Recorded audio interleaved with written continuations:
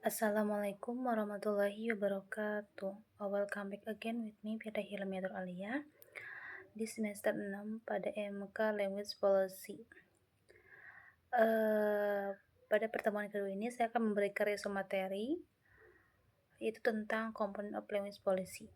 Nah, bahwa dalam video tersebut menjelaskan bahwa ada 3 komponen utama yang dalam language policy, yaitu language practice atau ekologi, kemudian language belief and ideologi, dan terakhir ada ideologi manajemen atau planning. Nah, ketiga komponen itu saling berhubungan dan bisa menjadi dasar dalam membuat atau menerapkan kebijakan bahasa.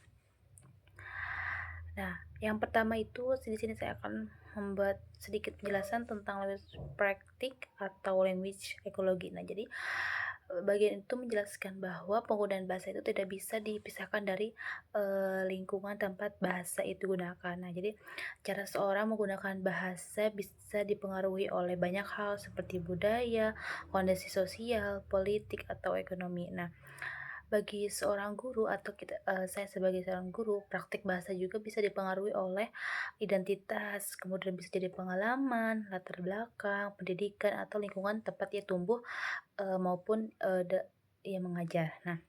Nah, selain itu juga ada beberapa faktor yang mempengaruhi language practice seperti multilingualism, cultural context, and language vitality and power dynamics. Nah, contohnya di Indonesia itu meskipun bahasa Indonesia digunakan sebagai bahasa nasional, tapi kita tetap memiliki banyak bahasa daerah yang ikut mempengaruhi cara orang berkomunikasi. Nah, karena setiap orang bisa memiliki praktek bahasa yang berbeda.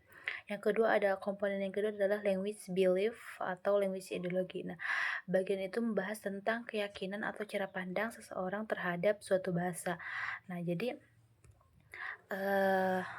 cara kita memandang sebuah bahasa akan mempengaruhi bagaimana kita menggunakan bahasa tersebut dan juga kebijakan yang nantinya kita ambil. Contoh, nah, bahwa masih ada beranggapan bahwa orang yang bisa berbahasa Inggris itu lebih terlihat pintar atau lebih berpendidikan, padahal belum tentu begitu.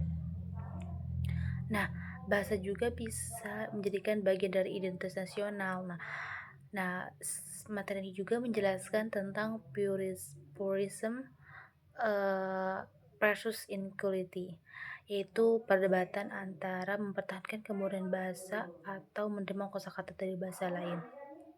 Nah, serta colonial legacy, yaitu pengaruh sejarah penjajahan yang membuat bahasa seperti Inggris atau Prancis masih bisa dianggap lebih bergengsi di beberapa negara. Nah, komponen yang terakhir adalah language management atau language planning. Nah, ini tuh berkaitan dengan bagaimana pemerintah atau lembaga yang membuat dan menerapkan kebijakan bahasa. Nah, ada 3 jenis language planning. Yang pertama adalah status planning, yaitu menerapkan bahasa resmi, misalnya menjadikan bahasa Indonesia sebagai bahasa nasional. Yang kedua adalah corpus planning, yaitu mengembangkan bahasa, misalnya dengan membuat istilah-istilah baru di bidang sains dan juga teknologi. Dan yang ketiga adalah acquisition planning, itu membuat kebijakan agar masyarakat pelajari bahasa tertentu melalui pendidikan, misalnya menjadikan bahasa Inggris sebagai mata pelajaran di sekolah. Nah, dalam video tersebut dosen memberikan dua studi kasus. Kasus pertama itu membahas penggunaan bahasa Inggris sebagai bahasa utama di sekolah internasional dan nasional plus. Nah, kemudian juga upaya tentang menghidupkan kembali bahasa Sunda melalui media digital seperti YouTube, TikTok, atau podcast agar tetap digunakan oleh generasi muda. Oke, mungkin hanya itu saja yang bisa saya sampaikan. Kurang lebihnya mohon maaf. Assalamualaikum warahmatullahi wabarakatuh.